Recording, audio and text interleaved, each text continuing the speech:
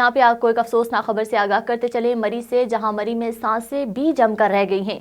गाड़ियों में फंसे 20 से ज्यादा सयाह शदीद सर्दी से जाँ बहक हो गए हैं। शदीद बर्फबारी के बायस एक बड़ी तबाही सामने आई है।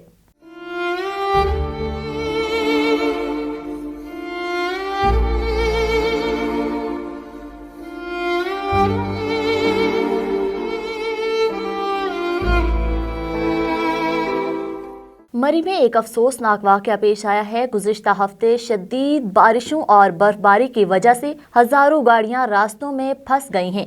सयाहों की बड़ी तादाद की वजह से सब रास्ते गाड़ियों से भर गए और ट्रैफिक ब्लॉक हो गई है। रास्ते भी बंद हो गए हैं। होटलों में गुंजाइश भी खत्म हो गई है, जिससे सयाह सड़कों पर फंस गए हैं। गुज़िश्ता रात सयाह, जिसमें फैमिलीज बच्चे भी शामिल हैं, सब ने शदीद बर्फबारी में सड़क पर रात गुजारी। बारिश और शदीद बर्फबारी से दर्जा हरारत मनफी होने की वजह से मुतअद्दिद अफराद की हलाकत हुई है, जिसमें बच्चे भी शामिल हैं। हलाकतों का अफसोसनाक वाकया अयूबिया रोड संधिया दरिया गली के करीब पेश आया।